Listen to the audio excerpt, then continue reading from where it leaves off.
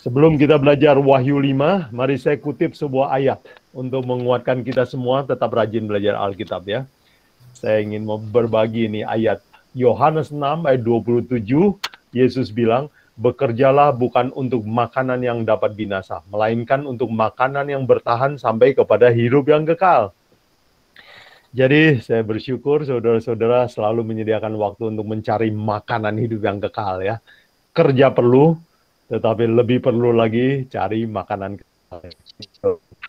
Baik, kita akan belajar Wahyu 5. Nah, Wahyu 5 saya harap saudara sudah belajar, jadi nanti mungkin ada pertanyaan. Kalau masih kurang jelas setelah saya terangkan ini ya.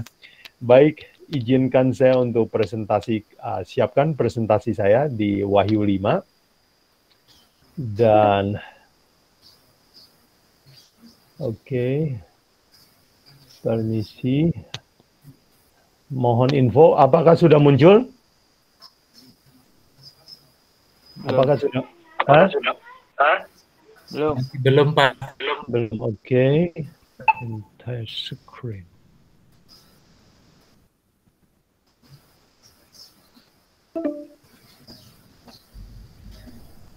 Can share your screen. Sorry ya, sebentar ya.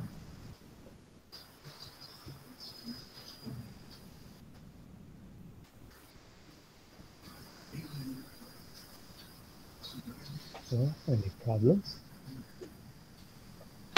Sorry sebentar ya, maafkan.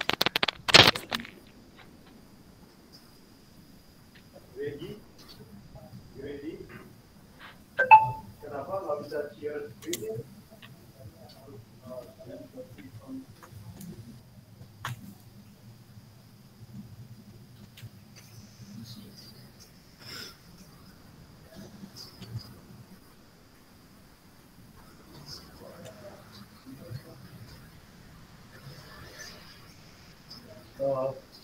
Kenapa diminta auto preference?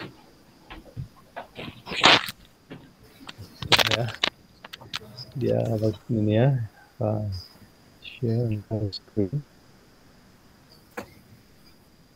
Oke, nah ini Google Chrome might not have screen recording permission.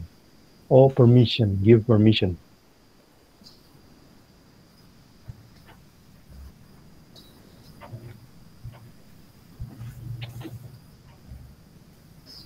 Oh, Grady. Please help, Grady. Biar bisa screen sharing. Yeah, privacy. It's locked.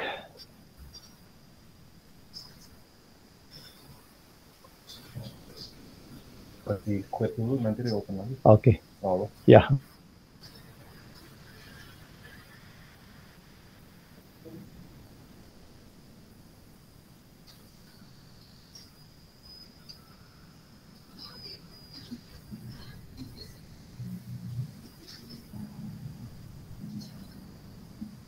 Ya, kita bersabar sebentar ya, Pak Yobu Guam lagi mempersiapkan presentasinya.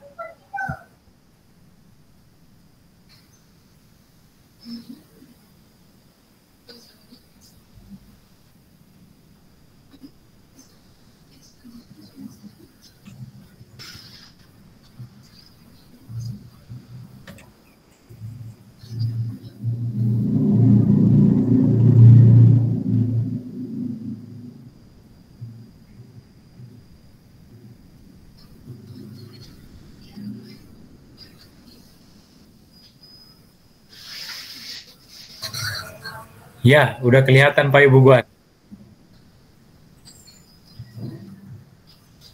Tinggal suaranya Pak Yobu Guam belum kedengaran.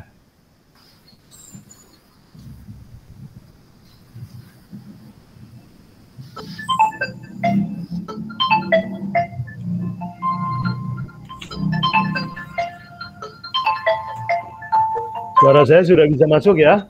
Nah, suara Pak Yobu Guam udah kedengaran. Ya.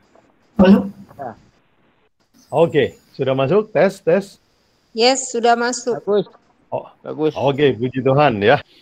Baik, terima kasih Saudara sekalian sudah menyediakan untuk mencari makanan kekal, jadi mari kita belajar Wahyu 5 supaya kita lebih mengerti Alkitab kita ya. Itulah makanan yang bertahan sampai kesudahan zaman ya. Baik, Wahyu 5 adalah buku dengan saya beri judul buku dengan 7 mantra ya. Kalau saudara yang sudah baca tentu saja sudah memahaminya, mengetahui isinya. Baik, pelajaran sekarang saya akan presentasi kira-kira 30 menit. Dan outline pembicaraan saya, kalau saudara mau mengikuti strukturnya dan mencatat supaya mudah, adalah saya bagi 5 bagian ya. 1, kita mau mengajukan pertanyaan. Buku apa ini yang dimateraikan 7 materai ini? Kedua, apa sih isinya sampai kelihatan begitu penting? Dan ketiga, siapa yang layak membuka buku ini? Dan yang keempat, apa tugas semua orang yang telah dibeli atau ditebus oleh Yesus? Yang kelima, kita ambil aplikasi. Belajar apa yang harus saya lakukan sekarang. Baik, itu outline-nya. Mari kita mulai dengan pertanyaan pertama, yaitu buku apa ini? Buku yang dimateraikan dengan 7 materai ini. Baik, mari kita baca.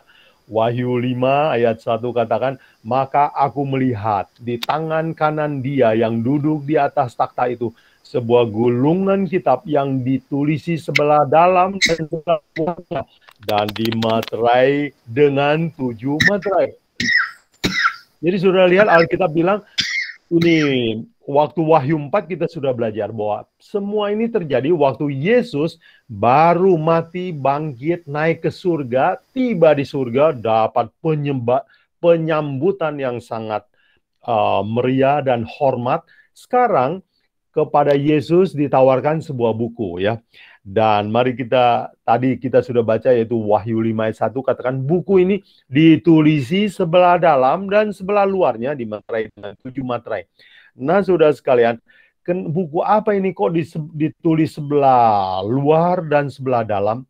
Kalau ada sebelah luarnya ada tulisan, kenapa dimaterai?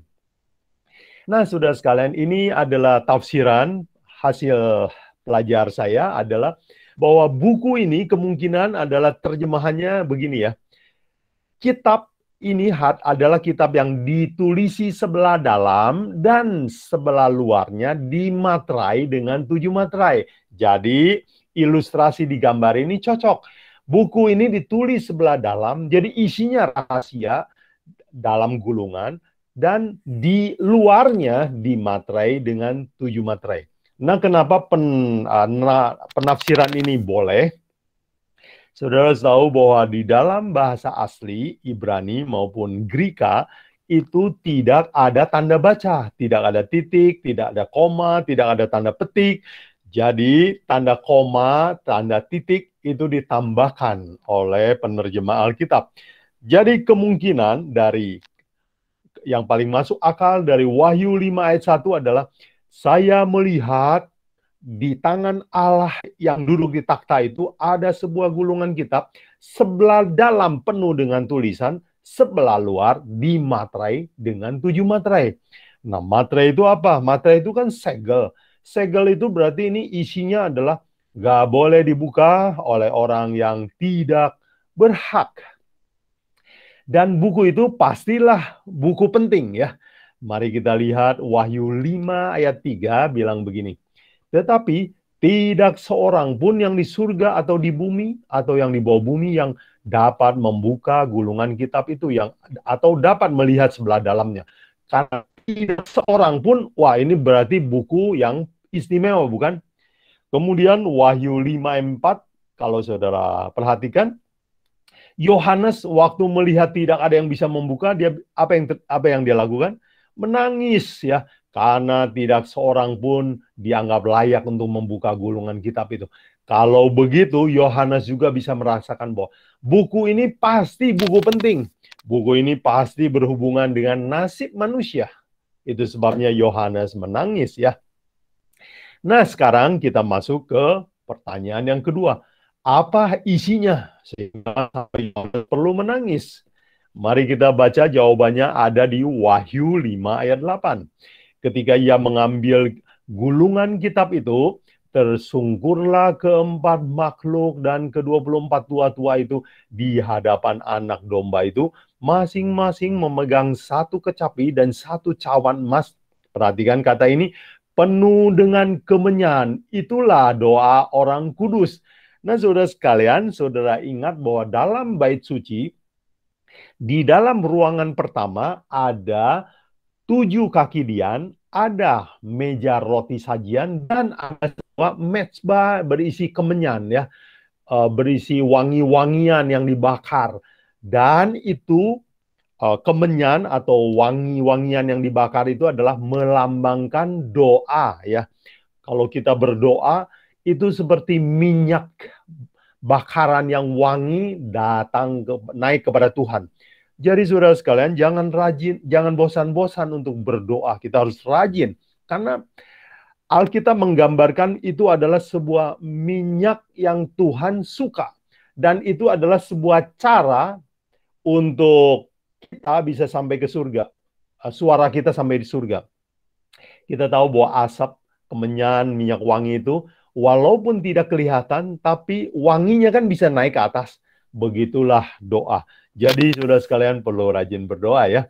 Nah, ke-24 makhluk, keempat makhluk dan ke-24 tua-tua, minggu lalu kita sudah belajar, mereka menyembah dan memegang semua doa orang kudus. Jadi kalau begitu, gulungan kitab itu kelihatannya ada hubungannya dengan doa umat Tuhan yang setia. Oke? Jadi, gulungan kitab ini adalah berhubungan dengan harapan dari umat Tuhan. Apalagi isinya? Wahyu 5 ayat 9 katakan demikian. Mari kita baca sama-sama. Dan mereka menyanyikan suatu nyanyian baru, katanya. Engkau layak menerima gulungan kitab itu dan membuka meterai-meterainya. Perhatikan kata karena, ya. Karena engkau telah disembeli dan darahmu engkau telah membeli mereka. Oh, kalau begitu, di gulungan ini berisi nama-nama orang yang telah dibeli oleh Yesus. Yesus kan datang ke dunia ini mati untuk membeli orang-orang yang mati karena dosa. Jadi kalau begitu, gulungan kitab ini isinya apa? Berisi nama-nama orang yang diselamatkan oleh Yesus. Kemudian kita lihat di ayat Wahyu 5 ayat 10, kita dapat informasi yang lain, ya. Mari kita baca. Dan engkau telah membuat mereka menjadi suatu kerajaan, menjadi imam-imam bagi Allah kita, dan mereka memerintah sebagai raja. Pertama, gulungan kitab ini berisi, katanya, orang-orang yang telah dibeli oleh Yesus Kristus. Untuk apa dibeli? Untuk menjadi suatu kerajaan imam. Nah, nanti kita akan belajar bahwa menjadi imam itu artinya menjadi penginjil, menjadi saksi bagi Allah. Jadi kalau begitu, isinya apa ini? Isinya berupa di dalam gulungan 7 materai ini berisi sejarah penginjilan dan nasib orang terhadap penolakan terhadap Injil. Baik, jadi kita bisa simpulkan di pertanyaan nomor 2 ini adalah apa sih isi buku dari 7 materai? Yaitu rencana penyelamatan manusia oleh Yesus Kristus dan peristiwa-peristiwa yang menyertai Injil. Saudara sekalian, mari kita masuk ke pertanyaan yang ketiga, yaitu siapa yang layak membuka? Malaikat bertanya, Wahyu 5 ayat 2.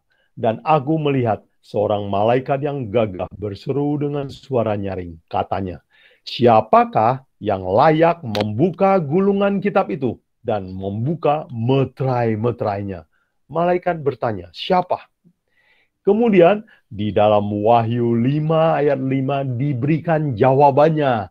Siapa yang berhak? Yaitu Yesus Kristus, diberi gelar singa dari suku Yehuda, yaitu tunas Daud yang telah menang. Jadi kenapa Yesus boleh membuka ini? Karena dia adalah tunas Daud, keturunan Daud, dan dari Yehuda, Dan ini rahasianya. Dia sudah menang mengalahkan dosa. Dia sudah mati dan menang mengalahkan maut. Karena dia sudah punya hidup, dia telah menang atas kematian. Jadi dia dikatakan berhak menerima, membuka gulungan kitab ini. Jadi Yesus Kristuslah yang berhak.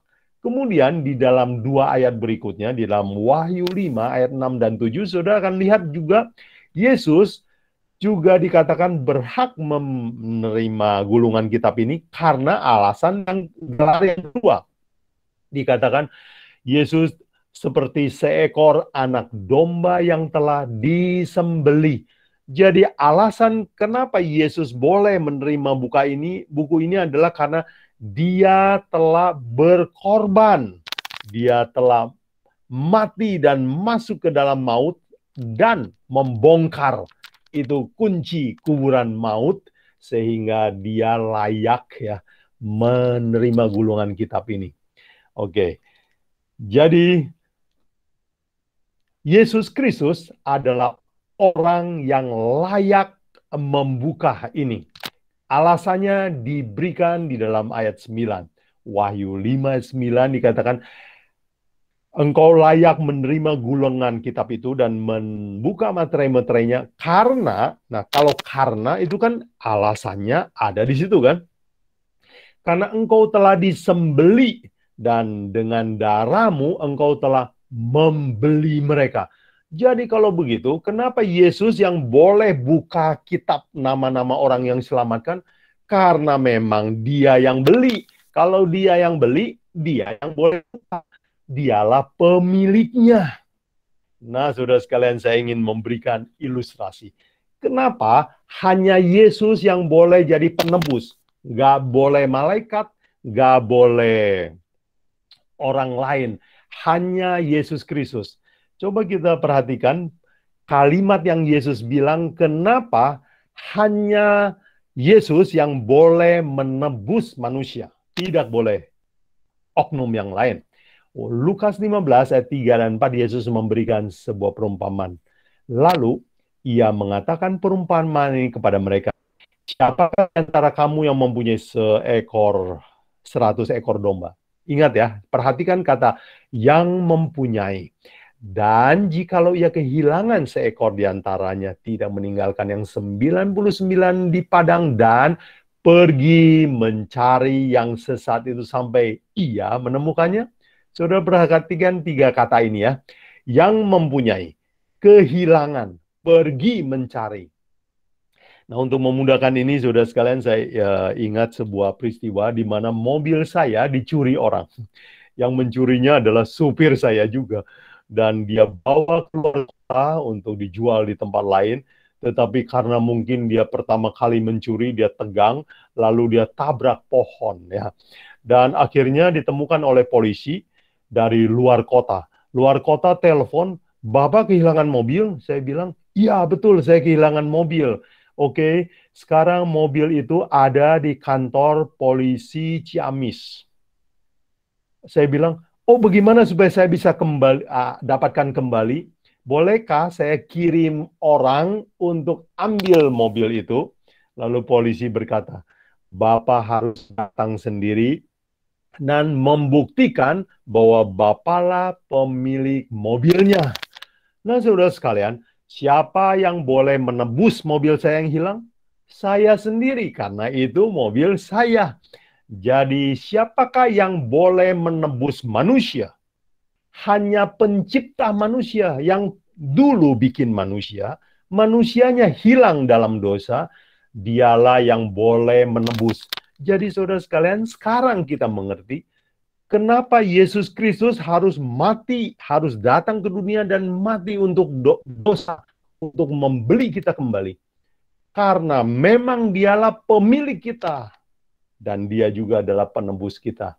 Jadi, saudara sekalian, mari kita belajar satu konsep penting di dalam Alkitab, yaitu Yesus adalah penebus kita.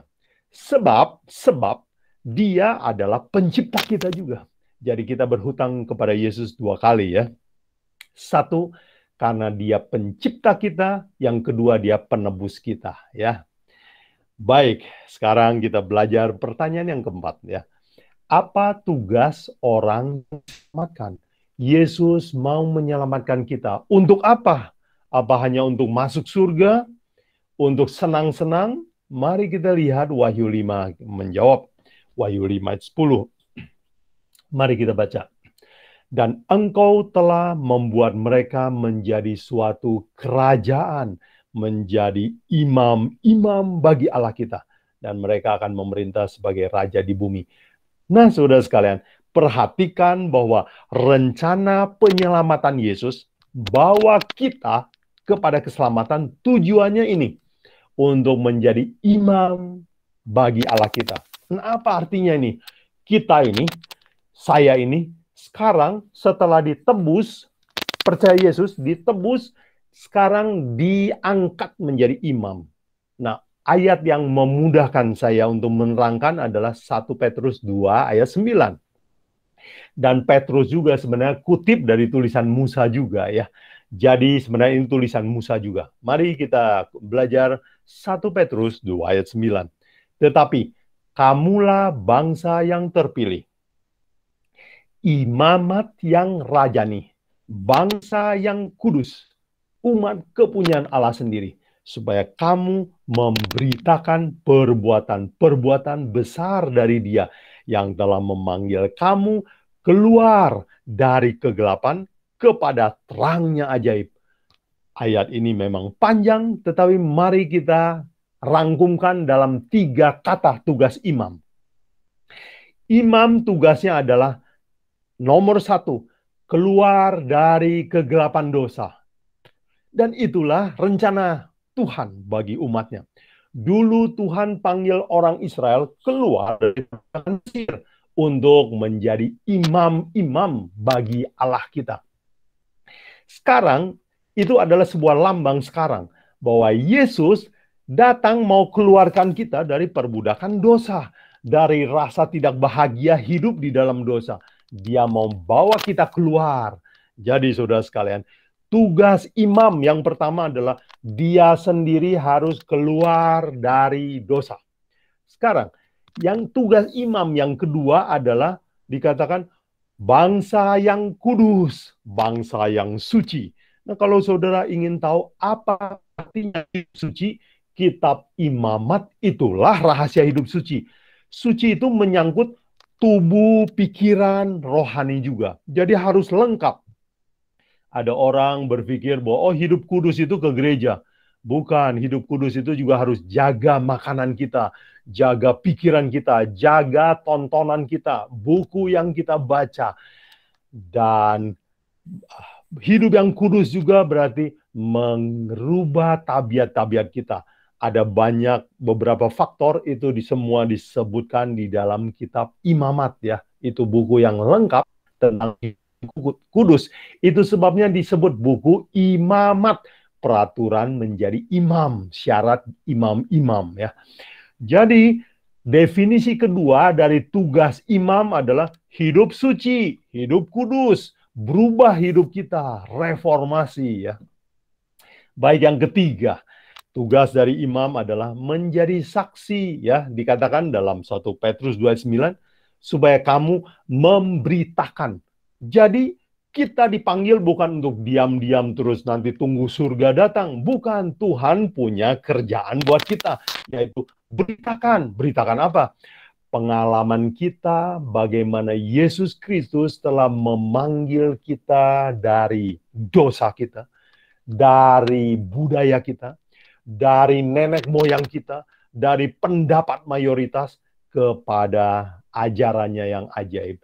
Jadi inilah tugas imam. 3, ya, keluar dari dosa, hidup suci, jadi saksi. Nah, sekarang bagian yang terakhir, ya, setelah kita belajar Wahyu 5, apa aplikasinya, apa yang saya harus lakukan. Nah, saudara sekalian, untuk arti dari 7 mantra ini akan kita bahas di Wahyu 6. Tetapi sekarang dalam Wahyu 5, setelah kita melihat bahwa Buku itu adalah buku yang berisi nama-nama orang yang diselamatkan dan peristiwa-peristiwa yang menyertai Injil. Sekarang kita mau ambil aplikasi dulu buat kita setelah kita tahu Wahyu, apa yang harus saya lakukan setelah saya tahu ini. Saya baca kembali Wahyu 5 ayat 10, inilah rencana Tuhan buat kita. Dikatakan Wahyu 5 ayat 10, dan engkau telah membuat mereka menjadi suatu kerajaan, menjadi imam-imam bagi Allah kita. Kita sudah belajar tadi bahwa arti dari imam adalah satu, kita harus keluar dari dosa. Dan memang itulah arti nama Yesus ya, yang membawa umatnya keluar dari dosa. Jadi Yesus tidak akan menyelamatkan kita kalau kita tetap di dalam dosa. Jadi keluar. Yang kedua, hidup kudus, hidup suci, perubahan tabiat. Yang ketiga adalah menjadi saksi, menceritakan perbuatan Tuhan dalam hidup kita. Nah, saudara sekalian, kesimpulannya bahwa semua orang yang dipanggil oleh Yesus harus mengalami ini, yaitu pengalaman menang atas dosa. Nah, saudara sekalian, tidak semua orang Kristen pernah mengalami ini. Tetapi Yesus menunggu kita untuk mengalami pengalaman ini, yaitu bagaimana menang atas dosa. Bagaimana caranya menang atas dosa. Nah, saya ingin ceritakan sebuah pengalaman. Mudah-mudahan ini bisa menjadi ilustrasi.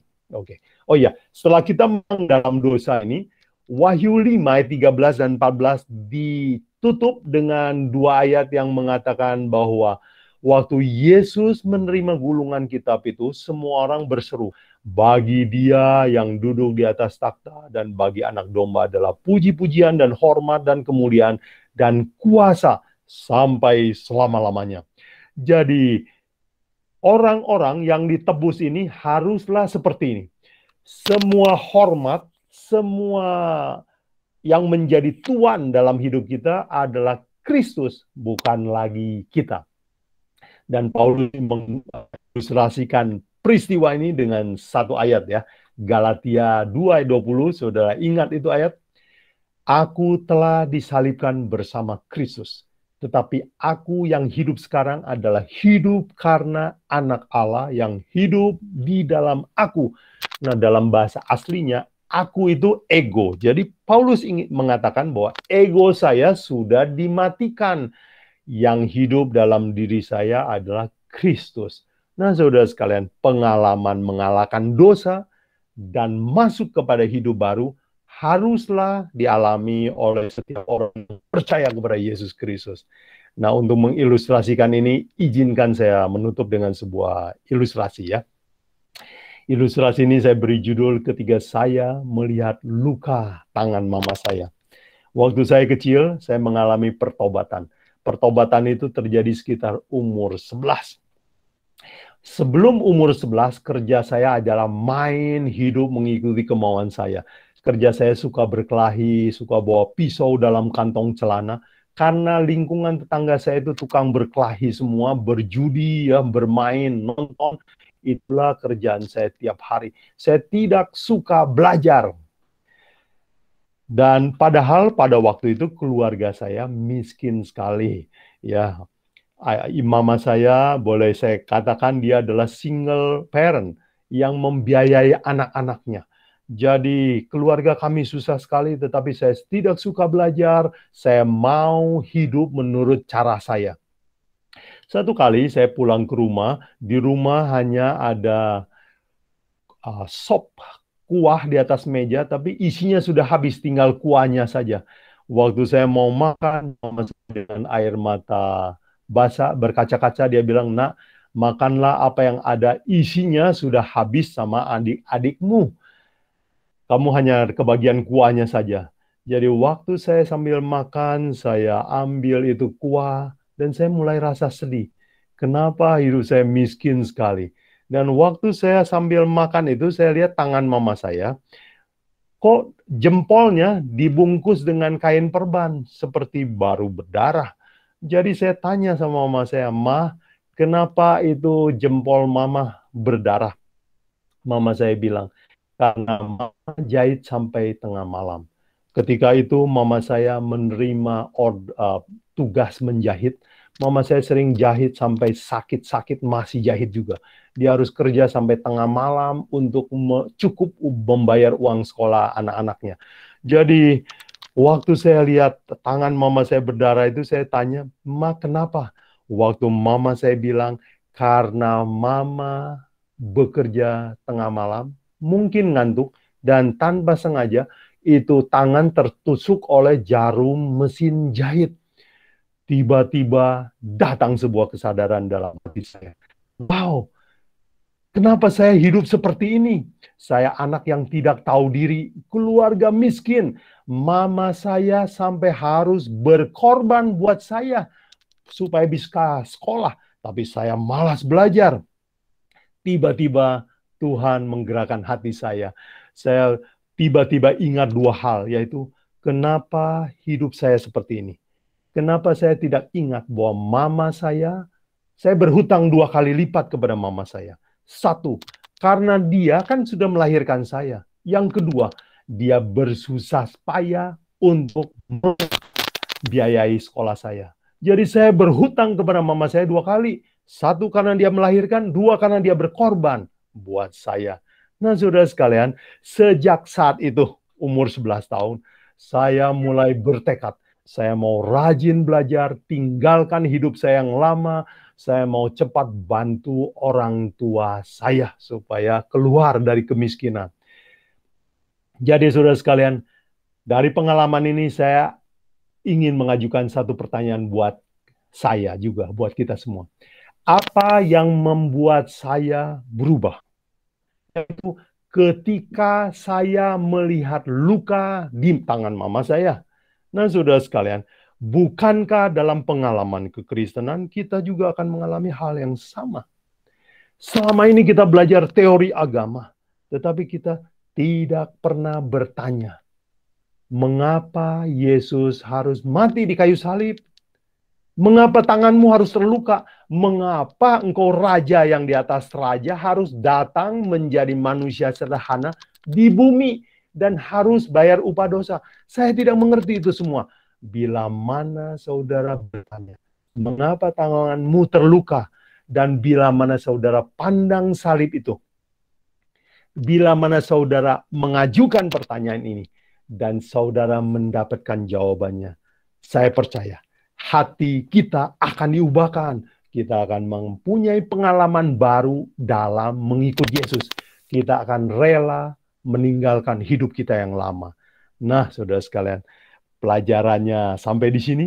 Saya berharap bahwa Wahyu 5 adalah sebuah pelajaran, bukan hanya teori, tetapi juga membuat kita lebih menyadari keadaan kita, bahwa kita harus menang melawan dosa. Doa saya, saudara sekalian, semoga Yesus Kristus dan kuasanya, pengorbanannya, merubah cara hidup kita mulai hari ini. Baik, saudara sekalian, kita tunduk kepala, berdoa sebelum kita masukkan jawab. Bapa dalam surga, kami orang berdosa, berhutang kepada Yesus Kristus 2 kali lipat. Karena Engkau mencipta kami, karena Engkau telah menebus kami. Kadang kami tidak mengerti akan makna kayu salib. Bantu kami untuk menemukan jawabannya. Bantu kami untuk menang melawan dosa. Tinggalkan hidup kami yang lama. Berkati semua pendengar, berikan kami hidup yang baru di dalam Kristus. Baik kami boleh menjadi saksi bagi Yesus Kristus mulai dari sekarang. Tuhan, lindungi kami, sertai kami selama kami diskusi. Biarlah Roh Tuhan menolong kami. Dalam nama Yesus kami minta semua ini. Amin. Thank you. Kembali kepada Pendeta Tawaris. Wah, terima kasih banyak Pak Yobuguan firman Tuhannya. Ya, saudara-saudaraku dalam Yesus, jika ada pertanyaan atau tambahan, boleh disampaikan.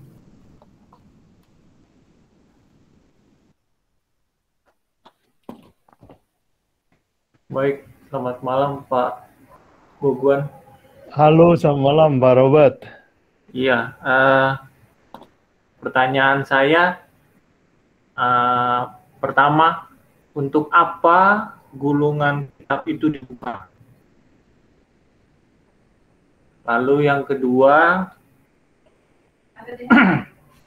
ayat 8, saya agak sedikit bingung, karena dikatakan masing-masing memegang satu kecapi dan satu cawan emas, penuh dengan kemenyan, itulah doa orang kudus.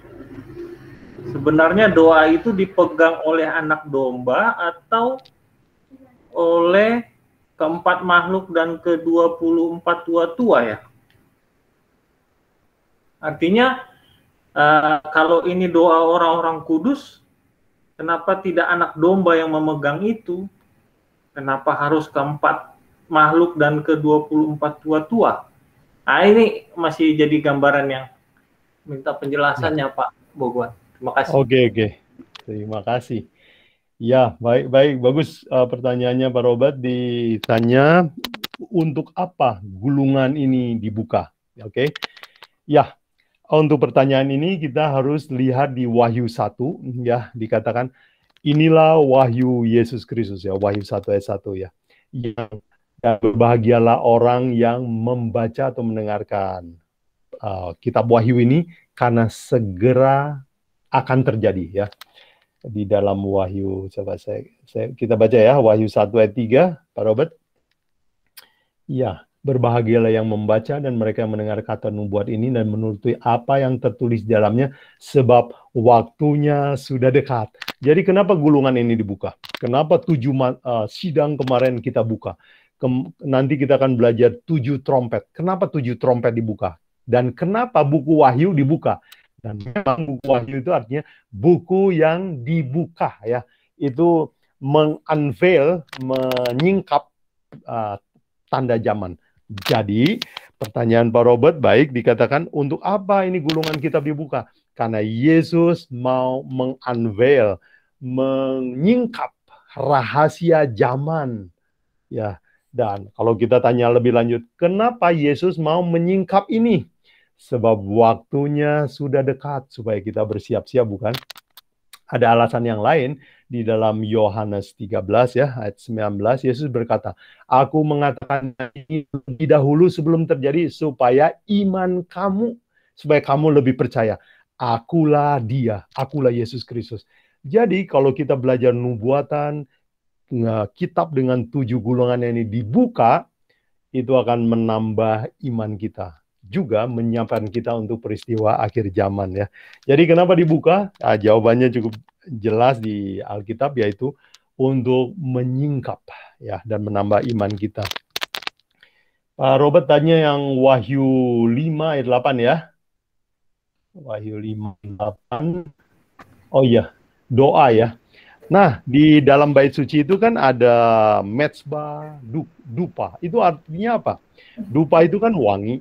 Wangi itu naik, dan saudara tahu bahwa di bilik suci sama maha suci itu dipisahkan sama tirai, tapi atasnya ada celah. Ya, kalau orang bangunan bilang ada bovenlitnya, ada lubang hawanya. Jadi manusia nggak boleh melihat bilik maha suci, tetapi asapnya boleh masuk. Apa artinya? Tuhan ingin memberi pelajaran sama kita, nggak boleh melihat surga. Kita nggak bisa melihat Allah. Tapi doa kita bisa nyampe ke surga. Jadi dupa itu adalah lambang dari doa. Apa artinya wangi ya? Wangi itu adalah lambang dari jasa Yesus Kristus. Itu adalah kebenaran Yesus Kristus. Jadi kalau bau yang biasa itu tidak menyenangkan yang orang lain, menyenangkan Tuhan ya. Hanya harus dikasih wangi-wangian. Jadi dulu upacara bait suci nggak boleh bakar hanya yang biasa-biasa ya. Misalnya bakar kayu ya. Harus bakar yang wangi-wangi. Itu adalah lambang bahwa kalau kita mau berdoa, kita harus datang kepada Allah lewat jasa Yesus Kristus. Itulah artinya wangi-wangian. Nah sekarang Jadi kita tahu bahwa wangi-wangian itu adalah lambang dari Yesus Kristus. Siapakah yang melayani di bait suci? Yang menjaga doa-doa ini dikumpulkan, dicatat lah kira-kira dalam bahasa kita sekarang ya. Direkap. Itu adalah ini 24 tua keempat makhluk yang melayani di depan takhta Allah itu. Jadi mereka itulah yang juru catat doa. Jadi mereka juru catat doa. Yesus Kristuslah yang menghubungkan supaya doa kita sampai kepada Bapa. Ya, begitu ya pengertiannya Pak Robert. Semoga ayat 8 cukup jelas ya buat Pak Robert. Terima kasih Pak Robert. Jadi ini peristiwa pada waktu Ka'bah di dunia ya, seperti Ka'bah di dunia. Atau ini sudah berlalu? Karena kalau mereka imam-imam kan dikatakan bahwa kita sudah bisa langsung menyampaikan doa kita kepada Tuhan. Sekarang. Atau gimana ya? Oh iya. Baik. Ya Pak Robert, bait suci dulu yang Musa bikin itu sebenarnya hanya sebuah ilustrasi. Beginilah masalah rohani kira-kira soal kerajaan surga ya. Kalau kamu berdoa, doamu nggak akan didengar Tuhan. Kamu harus pakai sebuah pewangi. Pewangi itulah Yesus Kristus yang akan mati buat kamu. Jadi sebenarnya pelajaran Injil semuanya ada di dalam bait suci. Jadi bait suci itu cuma alat ilustrasi. Nah setelah Yesus datang ke dunia, ilustrasinya kan hilang kan, tapi pelajarannya tetap. Dan menurut Ibrani 9, Paulus bilang, yang Musa bikin itu adalah ilustrasi apa yang ada di surga. Jadi bait suci itu sebenarnya melambangkan surga juga. Jadi di surga, itu doa kita itu memang dicatat. Lalu yang berdoa menggunakan jasa Yesus Kristus, ya, yang merasa dia orang berdosa perlu bantuan Yesus Kristus, itulah orang yang doanya kayak minyak wangi, kayak kemenyan itu naik ke atas. Jadi ini peristiwa yang di Wahyu 5 ini dulu atau sekarang? Itu peristiwa terjadi sekarang, sampai sekarang juga. Bahwa di surga, Yesus itu terus melayani.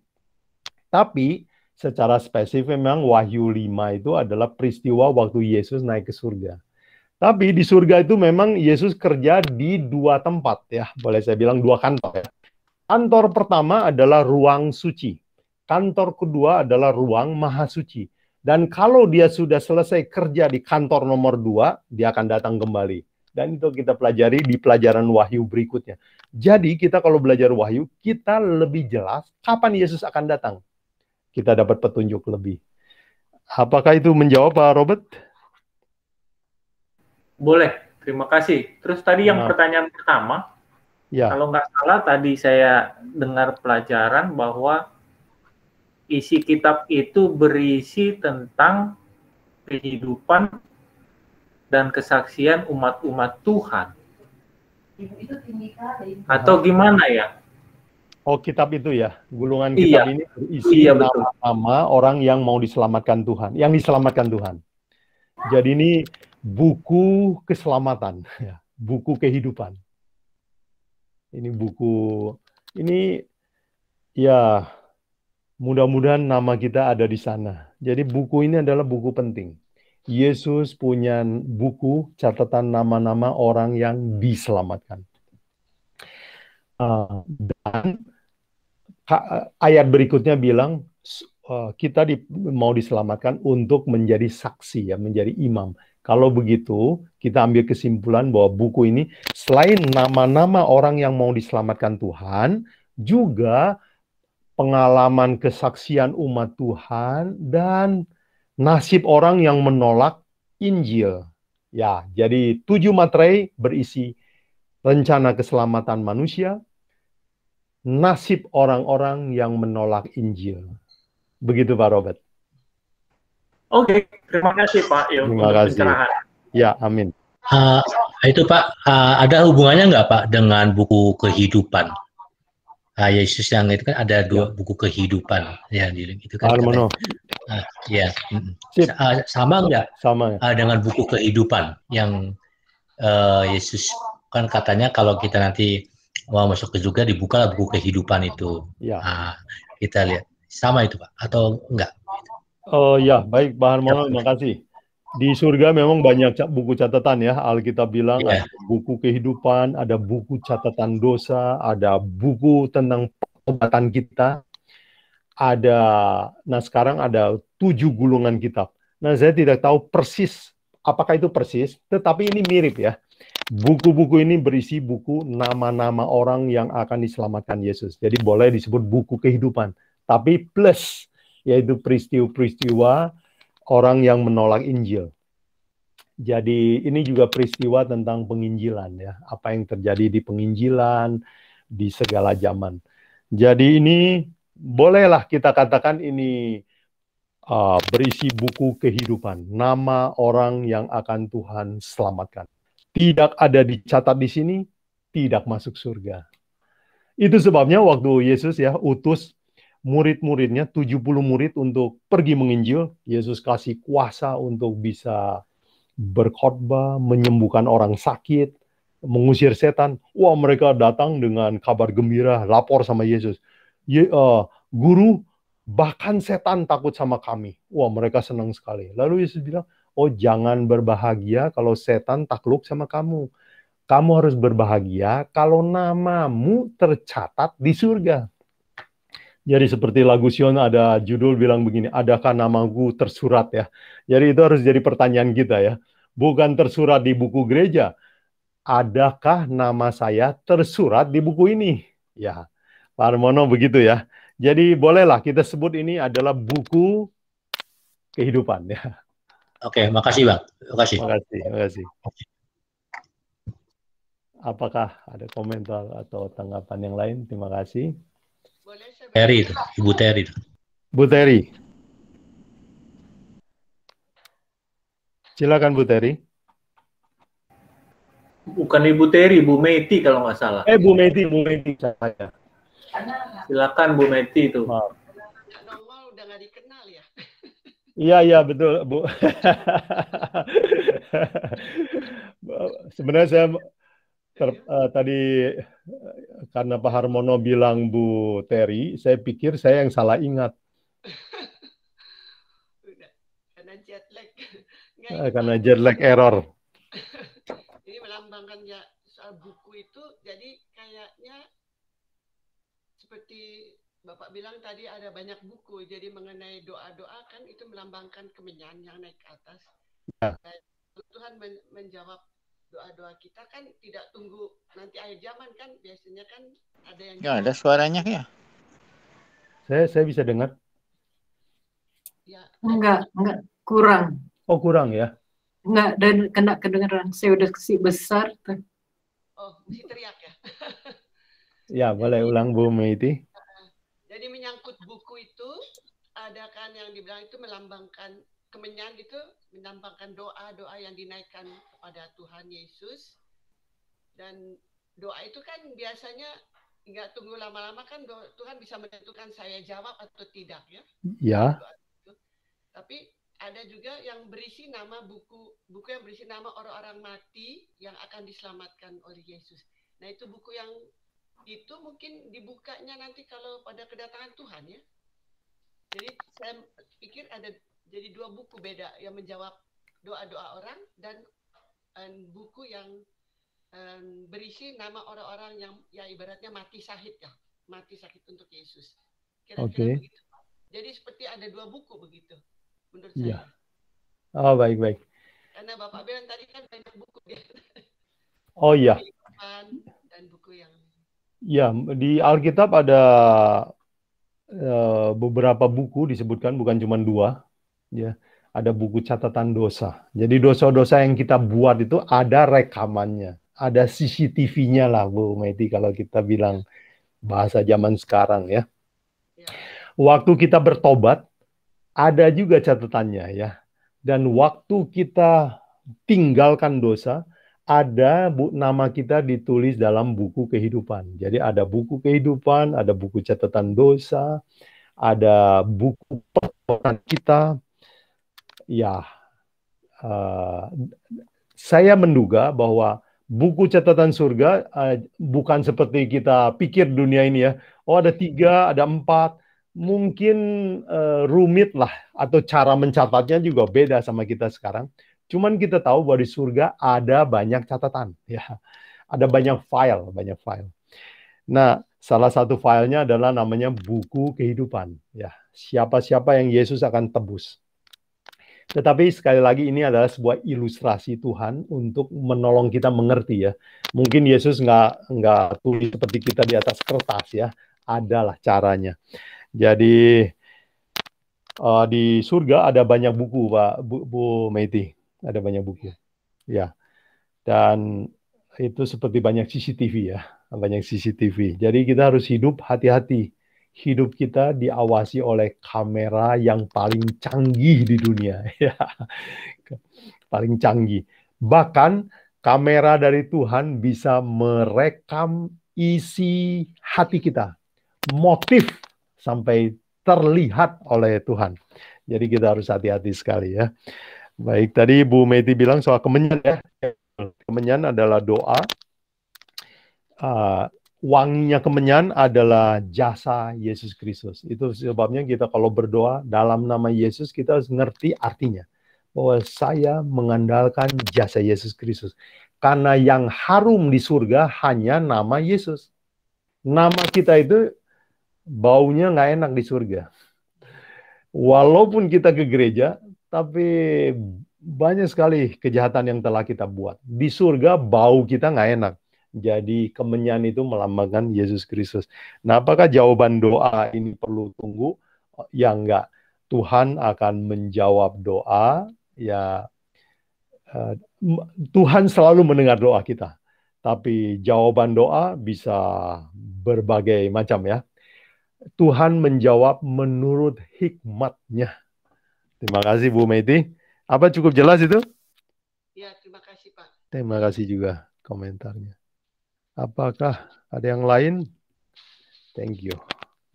Tambahan, komentar, tanggapan juga boleh. Terima kasih.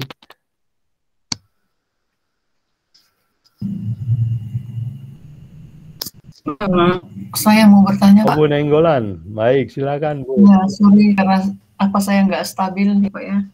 Oke. Ini mengenai isinya tadi yang ketiga, Pak. 1, doa orang kudus. 2, nama orang-orang yang telah ditebus. Yang ketiga, rencana penyelamatan dan peristiwa yang menyertainya. Jadi saya mau bertanya tentang yang ketiga itu, Pak. Ya, ini kan silakan, dalam Bu. kurung tadi Injil gitu ya. Ya. Nah, kira-kira yang saya mungkin kurang tangkap tadi itu maksud rencana penyelamatan dan peristiwa yang menyertai ini, apakah ini khusus untuk orang-orang yang menolak Injil? Karena di poin kedua kan sudah ada nama orang yang sudah ditebusnya. Oke. Ya, baik Bu Nenggolan. Nah, nanti kalau kita belajar Wahyu 6, kita akan tahu materai pertama dibuka, kuda putih. Nah, ini adalah Injil pada zaman kuda putih itu menang gitu ya. Injil menaklukkan seluruh dunia. Jadi itu rencana Injil, rencana keselamatan. Ya, akan ada orang yang diselamatkan dari Efesus, dari Korintus, ya. Ada orang yang diselamatkan dari Roma. Jadi itu adalah rencana keselamatan Tuhan untuk menyelamatkan zaman pertama, zaman kedua, zaman ketiga. Dan peristiwa yang menyertainya. Jadi nanti kita akan belajar misalnya waktu zaman kuda hitam. Apa nasib orang yang menolaknya? Zaman kuda pucat. Apa peristiwa yang terjadi? Terus pada akhir zaman, apa nasib orang-orang yang nggak mau peduli sama Injil? Ya, kita baca di Alkitab kan, mereka akan ketakutan waktu Yesus datang, ya. Dan mereka bilang, gunung batu tolong timpa kami nggak tahan. Karena banyak orang yang kaget bahwa, oh, Saya kira Yesus nggak benar-benar akan datang seperti ini. Ternyata benar terjadi. Jadi akan ada penyesalan besar-besaran. Jadi nanti waktu kita belajar 7 materai, peristiwa 7 materai, itulah yang saya maksud, yaitu itulah rencana Tuhan menyelamatkan manusia dan semua peristiwa penolakan terhadap Injil. Oh, berarti yang menerima dan yang menolak Injil ya? Ya. Oke. Terima kasih Pak Buguan. Terima kasih. Pak Buguan, selamat pagi. Saya mau bertanya. Pagi Pak Edi, halo. Ya. Tentang imam. Saya itu kalau imam itu dalam pengertian saya itu dari pelayanan tabernakel, ada orang yang melayani di Bait Kudus. Mungkin imam-imam, saya juga sering berpikir mungkin pendeta-pendeta hari ini adalah imam-imam. Tapi di sini imam kita semua dipanggil menjadi imam-imam. Jadi bagaimana hubungannya dengan seperti saya ini orang yang biasa-biasa aja? Bagaimana imam itu bersangkutan dengan kita orang yang biasa-biasa saja, bukan pendeta begitu? Itu ya. Ya Pak Edi, bagus. Terima kasih, pertanyaan penting ini ya. Di dalam reformasi Protestan yang dipelopori oleh Martin Luther, kan tema-tema yang digaungkan oleh Martin Luther adalah seperti sola scriptura, Bible and Bible alone, only. Kemudian sola gratia, we save by grace only. Ya. Nah, ada satu reformasi Protestan yang orang sekarang jarang gaungkan ini, yaitu the priesthood of all believer. Jadi keimamatan semua orang percaya. Berarti pada zaman perjanjian baru ini, imam nggak ada. Kita semua yang dipanggil inilah semua imam namanya. Dan konsep ini agak hilang dari dunia Kristen. Kenapa? Sekarang orang terlalu mengandalkan pendeta-pendeta. Maaf, bukan pekerjaan itu tidak penting. Itu penting sekali. Tetapi maksudnya begini. Tuhan memanggil kita itu semua jadi pendeta. Untuk jadi penginjil, untuk jadi imam, ya, kata yang tepatnya imam. Jadi semua orang percaya itu imam, ya. Seperti misalnya di dalam buku Ministry of Healing dikatakan setiap orang yang bertobat dia adalah misionaris, ya. Dia lahir sebagai misionaris di dalam dunia ini. Jadi kita adalah misionaris. Jadi imam sudah misionaris.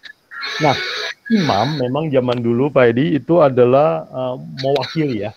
Manusia berlomba-lomba ya, dia mengaku dosa, sama dia potong kan, darahnya dibantu potongin, lalu darahnya dipercikin ke dalam, diantarkan ke dalam bilik suci.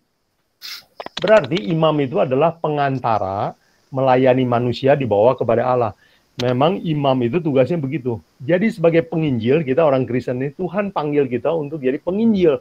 Tugas kita adalah, saudara kita lihat, kasihan sekali hidupnya nggak bahagia. Kasihan sekali dia salah mendidik anak. Kasihan sekali dia nggak tahu jalan kesehatan. Kita bantu dia bawa kepada Alkitab, bawa kepada Yesus. Kan kerjaan kita mirip kayak imam. Kalau ada orang yang merasa berdosa, aduh kenapa hidup saya seperti ini, saya ingin keluar dari kebiasaan salah ini. Kita dengar keluhan dia, kita bimbing dia untuk percaya Yesus, kita imam juga. Jadi imam adalah pengantara manusia ke Allah, kepada Allah. Pak Edi, jadi memang tugas kita itu persis kayak imam. Nah, imamat ini kan sudah dihapus kan sistemnya. Ya, sudah nggak perlu lagi dan sudah dihapus oleh Tuhan. Tetapi konsepnya sama berlaku. Tuhan perlu imam. Tuhan perlu bawa orang yang nganterin orang berdosa kepada Yesus, ya, anterin, ya, bawa kepada dia. Di dalam misalnya amanat agung ya, Matius 28, Yesus bilang, pergilah, jadikan semua bangsa muridku. Jadikan, kamu yang pergi, jadikan dia murid saya. Selesai tugas kita ya, belum selesai ya. Jadikan dia muridku, baptislah mereka, ajarlah mereka. Jadi kita ini imam tugasnya. Jadi konsep semua orang percaya adalah imam, itu adalah sebuah konsep Protestan yang terlupakan, ya, lupa digaungkan. Apakah begitu yang Pak Edi tanyakan? Ya, terima kasih Pak Buguan. Jadi kita punya peranan. Jadi kita ini bukan cuma percaya melakukan untuk diri kita sendiri saja, ya. Amin. Betul sekali. Oke, Ya. terima kasih. Terima kasih. Dan ini yang saya mau tekankan di pelajaran kita ini, ya. Seringkali kita pikir, saya udah percaya Yesus, terus saya mungkin pergi country living, saya hidup vegetarian, saya makan plant-based, saya duduk-duduk di rumah tiap hari baca Alkitab, tiap Selasa belajar ikut Bible study, dan saya tunggu surga. Apa betul itu? Jawabannya salah, ya. Tuhan panggil kita bukan untuk diam-diam tunggu surga. Tuhan panggil kita untuk jadi imam, ya. Beritakan, kasih tahu sama saudara-saudara kita, kasih tahu orang dunia. Aduh, terima kasih Pak Edi. Untung Pak Edi tanyakan ini, ya. Thank you. Pak Buguan, Ya, Bu Nainggolan. ini sebenarnya melenceng ya Pak ya. Ya. Tapi kita kemarin di Wahyu 2 kan belajar ada ajaran Nikolaus itu yang Ya. kebetulan tadi Pak Buguan singgung Martin Luther only by grace gitu. Ya. Jadi saya hanya pengen gitu kira-kira bagaimana perbedaan konsep antara Nikolaus yang bilang kasih karunia kita tidak perlu menurut hukum dengan konsep Martin Luther. Kenapa? Kalau kebetulan teman-teman saya tuh nggak ada yang ngerti kalau teman saya kerja saya. Jadi mereka itu selalu bingung kenapa kamu masih memelihara hari Sabat. Gitu. Kenapa masih makananmu masih aneh-aneh. Nah gitu. Jadi sebenarnya kan kalau hukum itu kan tetap apapun namanya kalau dilanggar kan tetap dosa.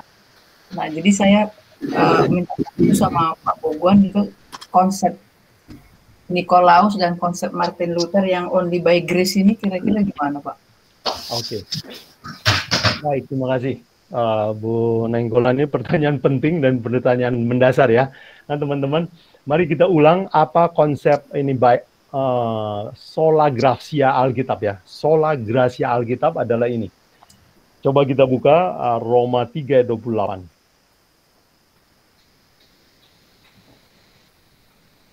Dan 31, ya.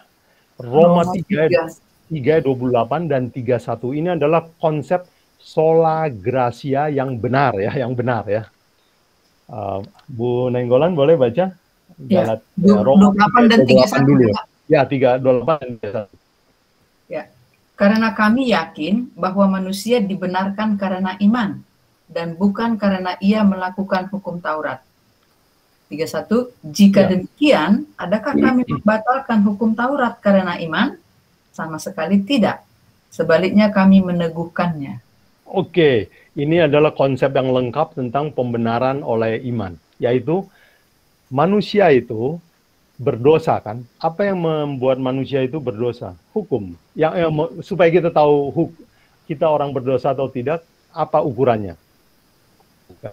Hukum adalah ukuran dosa. Oke. Tetapi apakah dengan berusaha menuruti 10 hukum saya bisa jadi orang benar?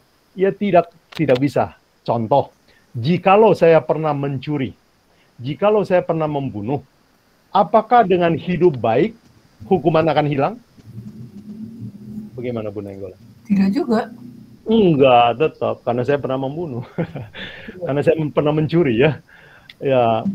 Tetap pencuri namanya, ya. Tetap pencuri namanya. Nah, bagaimana caranya saya bisa diselamatkan? Nah, disinilah Paulus bilang dalam Roma 3:28, kami yakin, seyakin-yakinnya, sama seperti kita juga hari ini kan, seyakin-yakinnya bahwa manusia tidak bisa hidup suci untuk menghapus dosanya. Tak bisa, kan udah pernah dibuat. Jadi Paulus bilang, manusia hanya bisa diselamatkan hanya karena iman kepada jasa Yesus Kristus. Kita perlu dibenarkan oleh seseorang, namanya Yesus Kristus. Nah, kenapa kita perlu dibenarkan? Karena kan kita salah. Nah, apa ukuran salah? Yaitu 10 hukum. Jadi kalau begitu, sola gratia yang benar adalah mengandalkan jasa Yesus Kristus, tetapi kita menuruti 10 hukum ya. Dan kalau Bu Nainggolan mau bantu orang lain ya, biasanya saya tolong orang lain dengan konsep ini di dalam Yohanes 8 ayat 10 ya. Yohanes 8 ayat 8 ayat 10 dan 11 ya. Perempuan yang kedapatan berzina. Oh iya, iya. Ya, tapi kan, orang berzina. Ya. Kalau mereka bilang begini Pak, ya kalau untuk apa Yesus mati kalau begitu? Untuk kan Yesus, sudah mati. Apa? Sorry? Kan Yesus sudah mati, apa gunanya Yesus sampai mati katanya? Apa gunanya Yesus? Sudah sampai mati untuk kita. Oke. Kenapa harus ikut hukum lagi gitu? Oh Yohanes iya. Nah, pertanyaan Ibu bagus dijawab dengan Yohanes 8 ini. Yohanes 8 ayat 10 dan 10 11. ya? Ya, Oke, 10 dan 11. 8 ayat 10 Oke. dan 11. Ya, Lalu Yesus bangkit, berdiri dan berkata kepadanya. Yohanes 8 ayat 10 ya Pak? Ya, ya. Dan Hai 11. perempuan, di manakah mereka? Tidak adakah seorang yang menghukum engkau? Jawabnya, tidak ada. Tidak ada Tuhan. Lalu kata Yesus, aku pun tidak menghukum engkau. Pergilah dan jangan berbuat dosa lagi mulai sekarang. Oke, ada konsep yang penting di sini ya. Yesus bilang, saya mengampuni kamu. Kalau berzina itu ada hukumannya nggak? Ada. Ada. Orang berzina nggak akan masuk surga. Oke? Tetapi Yesus mengampuni dia. Ya. Tetapi setelah Yesus mengampuni, apa kata Yesus? Jangan berbuat dosa lagi. Jangan bikin lagi. Artinya jangan langgar hukum ke-7. Jangan langgar 10 hukum. Jadi, kita dapat konsep yang benar kan? Lah, kalau kita sudah dibenarkan, terus melanggar lagi, waduh ini namanya... Oke. Iya, iya. Kita orang tua sama anak kan juga begitu ya. Anak kita minta maaf, minta maaf ya. Oke, maafin. Terus kita bilang, jangan bikin lagi ya. Begitu kan, Bu Nainggolan ya? Terus nanti besok dia, oh ibu saya itu pemaaf, ibu saya ada sola gratia, saya bikin lagi. Langsung kita kan langsung akan marah sama anak kita ya. Waduh, kamu mempermainkan gracia saya ya. Ya, tapi itu kenyataan loh Pak. Apa? Tapi itu kenyataan loh. Artinya ya nggak mungkin kita terus menghukum dia kan. Pas selalu ada pengampunan juga sih. Salah nggak kayak gitu ya Pak? Ya, dan setiap kita mengampuni, kita minta dia jangan mengulang lagi kan? Iya. Ya, selalu begitu. Dan itu akan dilakukan terus sampai dia bertobat betul-betul dan dia menyesal. Saya tidak mau buat lagi. Begitulah Tuhan tunggu kita ya. By grace kita akan mau turut 10 hukum. Oke. Ya, jadi Bu Nainggolan memang ini adalah sebuah kontroversi di dalam dunia Kristen. Bagaimana kalau orang nggak pakai 10 hukum? Bagaimana orang nggak jaga kesehatan? Tapi dia bilang saya mau hidup bagi Kristus.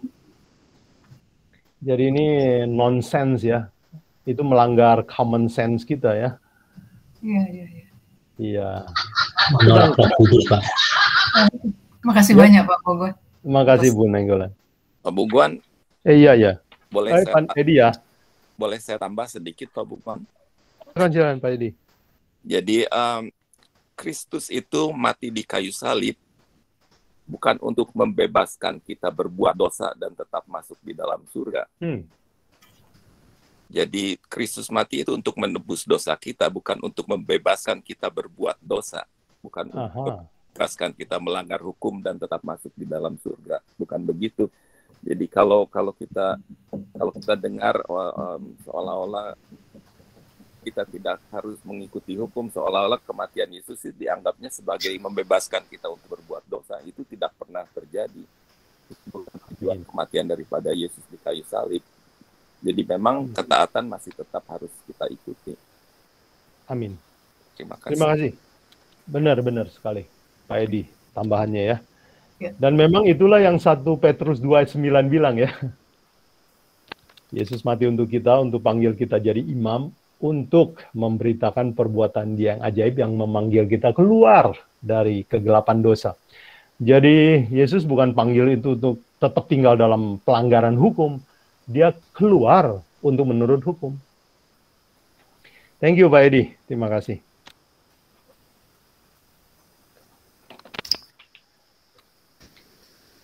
Saya pikir sebenarnya dunia Kristen tuh banyak setuju bahwa 10 hukum bagus. Hanya mereka nggak suka hukum keempat.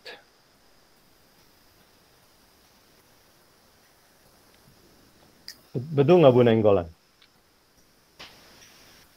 Kan yang kebetulan masuk denominasi Advent kan ini kita udah mengerti gitu, tapi membuat mereka mengerti itu susah. Bahwa memang melanggar hukum itu tetap aja dosa gitu. Karena ya ada juga kalimatnya dari Rasul Paulus ini memang yang membingungkan. Kamu tidak bisa diselamatkan. Nah, mereka pegang itu aja. Kamu tidak selamat karena hukum Taurat. Benar, kita bilang benar, tapi bukan berarti bisa dilanggar. Ya kan Yesus sudah mati. Nah, itu yang bikin kita kalau diskusi atau karena kebetulan bicara gitu ya. Iya. Betul. Ya, terima kasih tadi, Pak. Terima kasih. Jadi kita berusaha kalau tunjukkan ayat-ayat, siapa tahu hatinya tergerak ya oleh firman Tuhan. Iya, amin. Betul. Ya, dan memang dalam menginjil jauhi debat ya. Jauhi debat. Begitu debat kita stop dulu aja. Iya, benar Pak. Benar ya. Karena kita nggak akan masuk, jadi kita tunggu waktu yang lain. Iya. Bu Nenggolan, terima kasih. Terima kasih Pak Edi ya, tambahannya. Apakah Pak Buban ada pertanyaan? Oh ya, Pak Joni. Silakan Pak Joni. Di dalam surga dikatakan bahwa banyak buku. Iya. Apakah buku itu real? Begitu banyak buku itu mestinya. Iya. Yang kedua adalah, tentu kita bertanya-tanya, kenapa ada buku? Apakah Tuhan itu pelupa? Mohon penjelasan. Oke, bagus Pak Joni tanya kritis ya. Oke, apakah di surga itu buku-buku real? Tentu saja tidak real seperti yang dimaksud di dunia ini.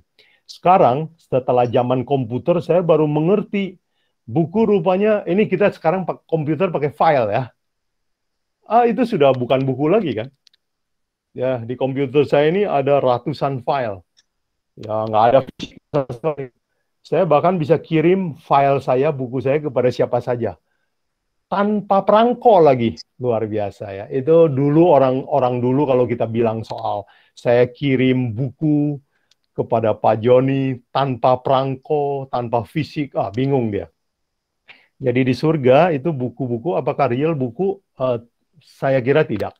Karena itu adalah sebuah ilustrasi untuk manusia di bumi, ya pakai bahasa kita. Sekarang zaman komputer saja kata buku itu sudah diganti kata file ya, dokumen. Begitu Pak Joni ya. Jadi bukan buku beneran. Pertanyaan kedua bagus.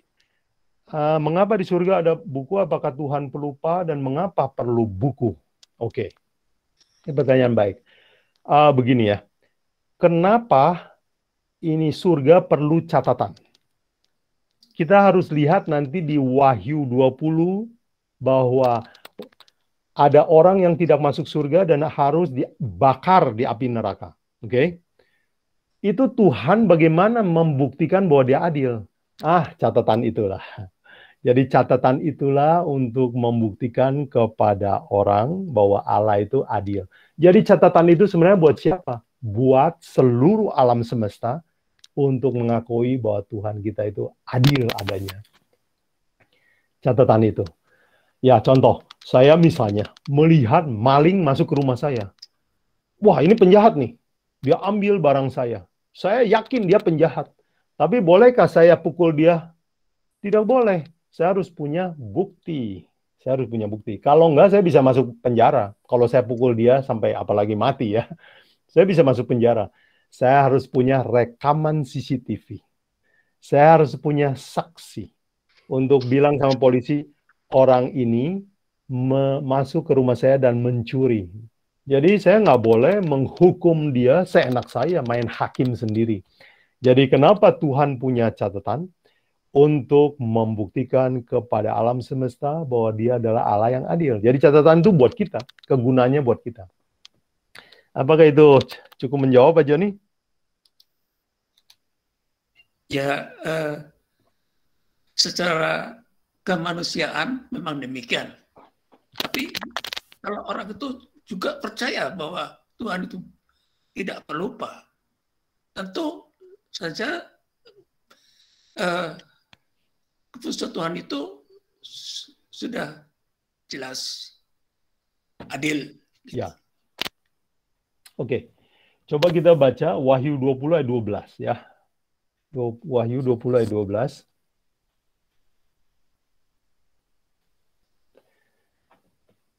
Buku-buku ini gunanya di sini disebutkan ya.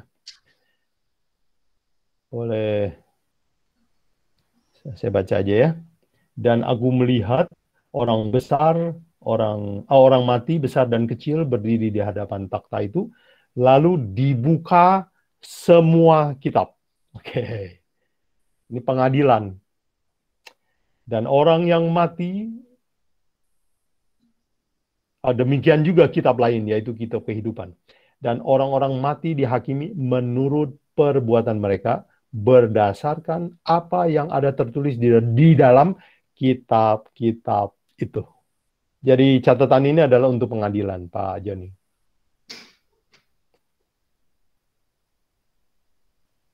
Terima kasih. Terima kasih, Pak Joni. Pak Buguan, boleh saya juga tambah sedikit mungkin? Oh ya, sure. Jadi ya, memang Tuhan itu adil ya, tapi kita ini tetap manusia. Jadi mungkin kadang-kadang kalau kita pikir secara manusia, orang ini harus selamat, tapi misalnya kita tidak melihatnya di surga, atau misalnya kita sebagai manusia berpikir orang ini seperti Stephen ya, kalau dia melihat Rasul Paulus ada di surga, dia akan kaget. Karena menurut dia itu orang yang jahat. Bagaimana dia masuk, ya mungkin Tuhan itu bikin data-data itu supaya kalau ada orang yang mau bertanya, ya ada buktinya kenapa Paulus itu menjadi selamat. Yang disangkanya jahat, dan sebaliknya yang kita sangka orang baik nggak ada. Kenapa? Ya, itu ada itunya. Ada kopnya ya, ada. Iya. Benar-benar Pak Edi, terima kasih. Aduh, saya tertarik gitu ya, cerita Stefanus ya. Stefanus pasti kaget loh. Kok kamu yang bunuh saya, kamu ada di sini?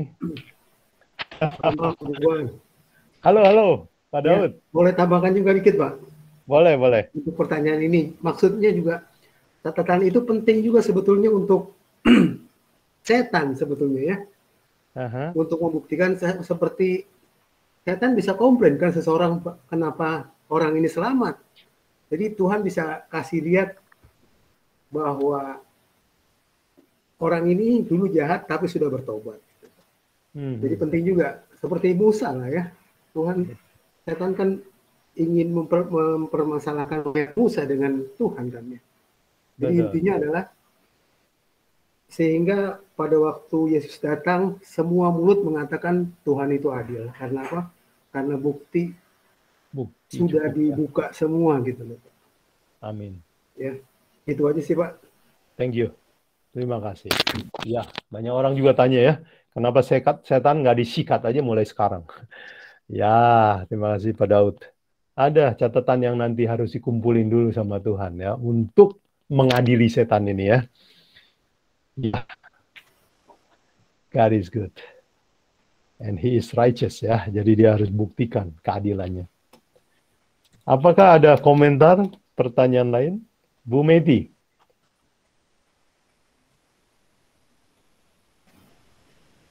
Ya, Bu Meti. Belum terbuka mic-nya, Bu Meti. Bu Meti belum, ya.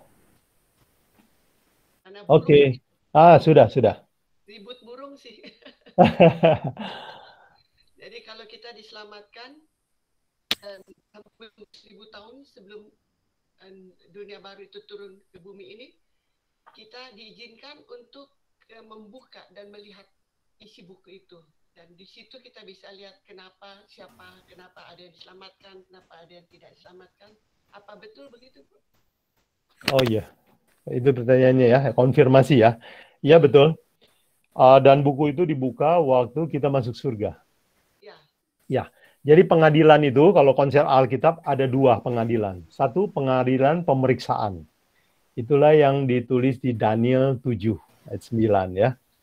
Lalu dibukalah kitab-kitab. Dan itu terjadi sejak 1844 ya. Jadi kita tahu bahwa pengadilan sekarang itu, pengadilan pemeriksaan sedang berlangsung. Tapi pengadilan ini untuk menentukan siapa yang masuk surga. Oke. Nanti waktu kita masuk surga, di periode 1000 tahun itu, lalu dibukalah kitab-kitab yang lain untuk melihat kenapa yang lain nggak masuk surga. Jadi buku yang dibuka kepada semua orang adalah yang waktu masa 1000 tahun itu. Ya, Bu Medi. Terima kasih. Ya, tapi kita jangan bingung bahwa pengadilan itu ada dua tahap ya. Itu konsep Alkitab. Ya, makasih, Pak. Makasih, Bu Medi. Apakah ada komentar Pak, atau Pak boleh tanya lagi, Pak, untuk tadi komentar boleh, Pak. Jadi benar nggak? Jadi misalkan untuk orang-orang yang berkepentingan dengan kita sajalah yang bisa kita lihat, Pak.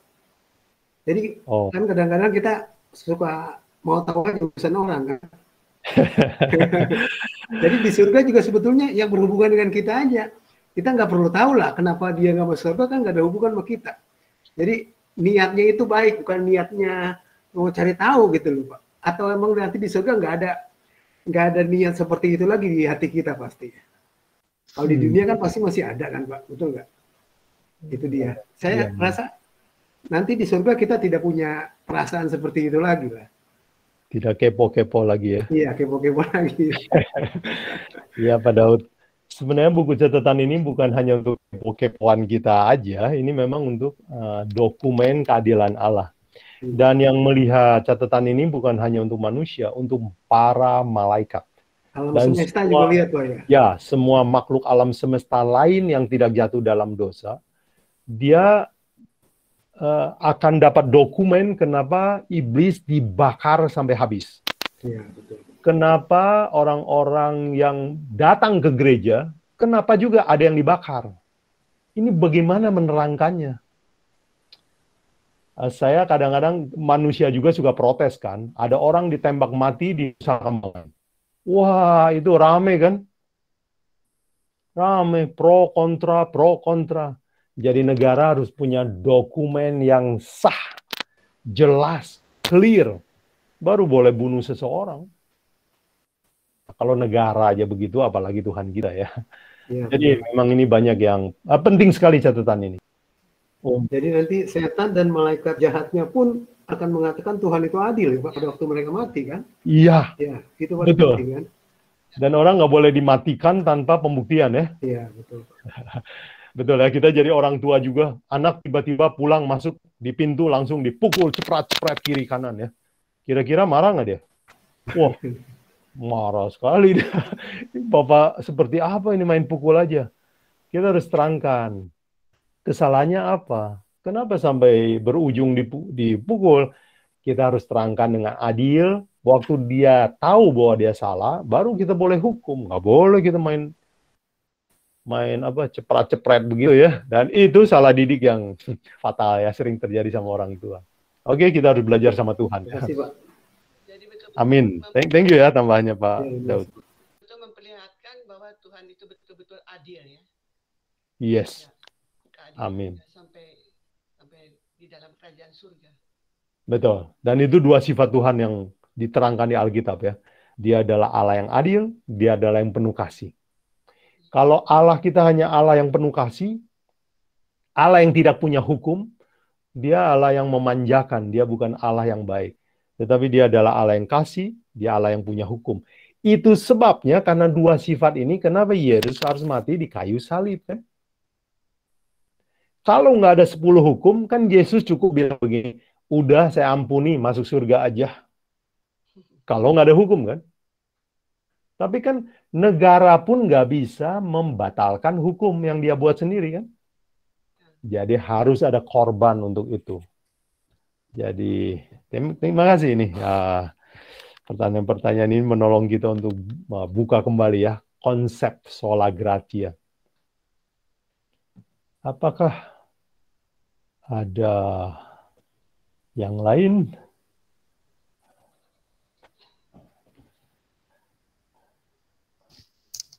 Ya, bagus ini sudah pukul berapa? 8.30. Oh iya Pak Freddy. Ya Pak Freddy. Saya coba kepikiran aja ini. Kalau dikatakan hukum itu dilanggar, termasuk salah satunya adalah hari Sabat, kan itu menjadi satu dosa tadi dikatakan. Saya berpikir aja secara manusia ini, bagaimana kalau para pendeta yang sudah Kristen itu Protestan, tapi menggunakannya justru hari Minggu. Bahkan dia berkhotbah itu menjual-jual namanya Yesus setiap hari kan. Nah, itu bagaimana ya? Maksud saya dia sudah berkuar-kuar capek juga untuk menyebarkan gitu ya, tapi bukan hari Sabat gitu. Gimana tuh pendapatnya Pak Mugan? Iya, makasih Pak Frey. Ya, memang melanggar 10 hukum itu adalah dosa, ya, termasuk melanggar hari Sabat. Tapi kita juga jangan lupa bahwa, oke. Nah, bagaimana dengan orang yang berbakti pada hari Minggu?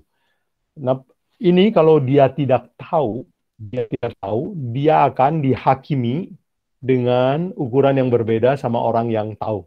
Ya, jadi kalau dia tidak tahu. Tetapi kalau dia tahu tapi keras hati menolak, ini lain lagi ya. Mungkin saya bisa kasih contoh nih Pak Freddy ya. Saya tidak tahu bahwa ada tulisan verboten dan saya masuk. Ya. Dan saya dihukum, tetap dihukum. Tapi hukumannya lebih ringan karena saya tidak tahu. Tetapi yang melanggar contohnya adalah polisi.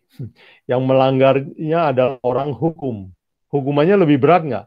Ya biasanya hukum membuat orang yang tahu hukum, kalau dia melanggar hukum, dihukum lebih berat ya. Oh ya, saya contohnya mungkin lebih tepat ini ya, korupsi ya. Misalnya orang kejaksaan korupsi, biasanya dihukumnya 2 kali lebih berat ya. Kalau orang biasa korupsi, mungkin 5 tahun. Kalau orang kejaksaan korupsi, 10 tahun ya, didouble ya. Karena dia tahu hukum, tapi melanggarnya. Jadi banyak orang ya Pak Freddy tidak tahu bahwa hari Sabat itu adalah hari Sabtu. Itu sebabnya saya mau mengajar ini supaya tahu yang mana yang Alkitab bilang. Jadi kalau mereka tidak tahu ya nggak apa-apa. Tapi setelah diberitahu semoga mereka tidak menolak ya. Karena ini sama dengan menolak Injil ya, kalau diberitahu tapi tidak mau tahu.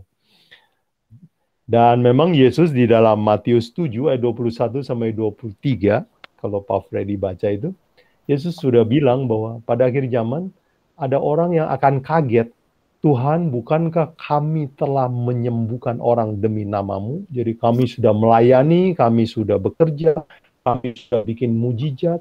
Yesus bilang, enyalah, saya tidak kenal kamu.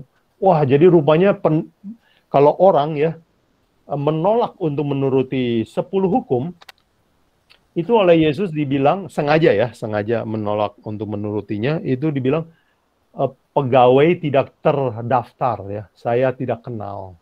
Wah, berat juga ya. Iya. Sebagai, ya begitu cukup jelas Pak Freddy? Ya, benar sih, benar. Apalagi mereka tuh, saya pernah dengar nonton videonya satu pendeta yang cukup ngetop. Dia masih bisa mengetawakan tentang hari Sabat, bingung saya. Sedang khotbah itu mentertawakan gitu. Wah begini, jadi mereka mentafsirkan yang berbeda gitu.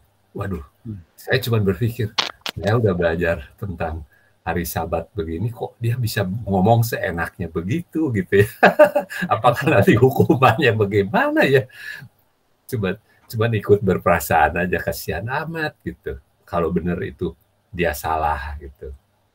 Iya, Nah, itu kan kita kalau ngomong tugas kita yang sudah nanti istilahnya atau mungkin seperti orang-orang yang sudah menjadi imam itu mau menyadarkannya, bagaimana cara menyadarkannya, orang sudah mendarah daging begitu kan susah sekali, Pak. Ya, terima kasih. Betul, Pak Freddy.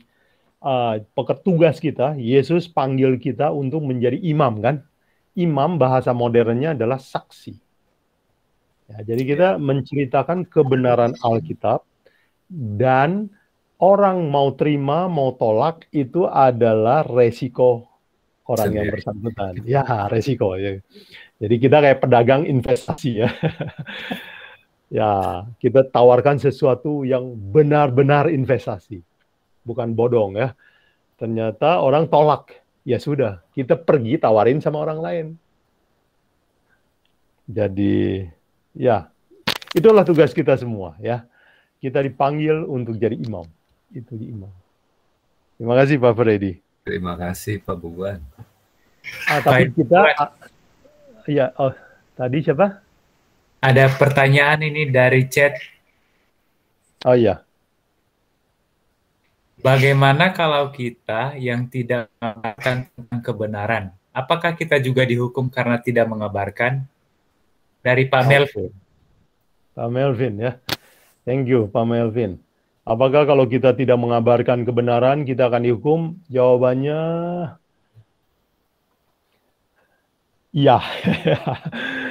Dari Wahyu 5 ayat 9 dan 10 ya. Kita sudah dibeli. Belinya pakai apa? Darah Yesus. Mahal kan? Kematiannya untuk beli kita. Sekarang, darah yang mahal itu tugasnya apa? Di Wahyu 5 ayat 10, untuk menjadi imam, jadi saksi. Jadi kalau kita nggak mau jadi saksi, bagaimana? Waduh, ini apa ya namanya ya? Penebusannya jadi sia-sia ya. Jadi tugas kita adalah bersaksi. Bersaksi soal apa? Paling sedikit, bagaimana Tuhan menolong saya menang melawan dosa. Paling sedikit, itu yang bisa kita saksikan. Nah, saya mengerti Pak Melvin. Seringkali kita bingung, nggak mau bersaksi apa yang saya harus saksikan. Itu terjadi karena kita minim pengalaman bersama Kristus, menang melawan dosa. Jadi nggak ada yang bisa kita ceritakan, kan? Iya. Jadi kita merasa baik-baik saja, nggak pernah jahat, nggak pernah terlalu buruk, nggak pernah keluar dari dosa. Jadi kita nggak ada yang bisa kita saksikan, oke? Jadi selalu ada yang bisa kita saksikan. Hidup kita ini kan ada sebuah kesaksian, ya. Hari ini saya masih ada, itu adalah sebuah kesaksian. Saya bagaimana meninggalkan dosa, itu adalah sebuah kesaksian. Jadi kalau kita tidak bersaksi, memang karena kita belum bertobat. Nah, kalau begitu, apa yang harus kita lakukan? Ya, tobatlah lebih sungguh-sungguh. Ya. Apakah begitu menjawab Pak Melvin? Ya, silakan kalau masih ada komentar dari Pak Melvin atau yang lain, silakan. Iya Bang, mau sedikit mengenai kata bersaksi ini. Memang kadang-kadang kita orang Advent ya, orang Kristen atau orang kita yang beriman, namanya bersaksi itu adalah sepertinya kayak khotbah begitu atau menyampaikan firman Tuhan, kemudian menyampaikan. Sebenarnya ke dalam kehidupan kita seperti Pak Buguan bilang, di dalam kehidupan kita kalau kita sebagai orang Kristen udah pasti kalau kita betul-betul hidup seperti tabiat Kristus. Seperti apa yang sudah kita selalu baca renungan pagi, artinya kita udah bersaksi sebenarnya. Ya, jadi kehidupan kita, kehidupan yang seperti tabiat Yesus, sekalipun kita nggak sebutin tentang Yesus, sehingga mereka nanti akan tanya, siapa orang itu, kok baik, kok sopan, kok penurut, kok ke gerejanya rapi, pasti dia akan tanya, terus kemudian dia akan mencari tahu, oh Pak Pendeta Tawari itu orang Advent gini-gini, orang oh pasti. Nah itu, jadi melalui perbuatan kita sebenarnya udah bersaksi. Ya, bersaksi bukan karena kita menyampaikan firman di gereja atau kemudian kita berbuat baik di gereja saja, enggak. Nah, kita menyapa orang lain sekalipun dia orang Muslim atau itu sudah bersaksi sebenarnya tentang Kristus. Itu menurut saya, Pak. Terima kasih. Ya. Terima kasih. Iya. Ayatnya Lukas 8 ayat 39 ya. Lukas 8 ayat 39, saudara boleh catat nanti baca ya. Pulang ke rumahmu, ceritakan segala sesuatu yang telah diperbuat Allah atasmu. Ya. Jadi kita bukan bersaksi keagamaan kita, renungan pagi kita, ya ke gerejanya kita. Bukan itu yang Tuhan mau ya. 1 Petrus 2 ayat 9 kan bilang untuk menceritakan pengalaman keluar dari kegelapan dosa kepada terangnya yang ajaib. Jadi perubahan inilah yang kamu harus saksikan. Saya dengar banyak orang bersaksi soal feelingnya, perasaannya ya. Oh, waktu saya lagi gundah, saya dengar lagu, tiba-tiba saya jadi enak. Itu bukan kesaksian yang Tuhan tunggu. Tuhan yang sedang tunggu adalah, dulu saya pencinta film, sekarang saya benci. Dulu saya suka kasar sama istri saya, sekarang saya merasa nyesel sekali pernah kasar sama istri saya. Itu yang Tuhan tunggu. Itu yang Tuhan tunggu. Ya, dulu saya cita-cita menguasai dunia dan segala isinya. Saya ingin beli apa saja yang diinginkan oleh hati saya. Sekarang saya bercita-cita, tolong orang lain untuk kenal Yesus Kristus.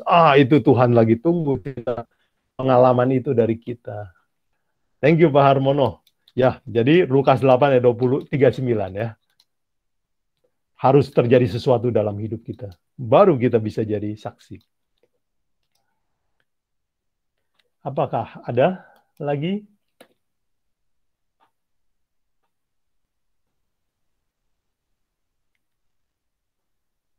Wah, kelihatannya sudah cukup. Terima kasih saya ucapkan kepada saudara sekalian. Pertanyaan bagus-bagus ya. Dan semoga pelajaran hari ini mengubah hidup kita selamanya ya. Baik, saya kembalikan kepada Pendeta Tawaris. Terima kasih saudara sekalian. God bless. Ya, terima kasih banyak Pak Yobuguan. Amin. Terima kasih banyak. Mari kita tutup dengan doa. Kita undang Pak Robert Turangan berdoa untuk kita. Baik, kita satu dalam doa.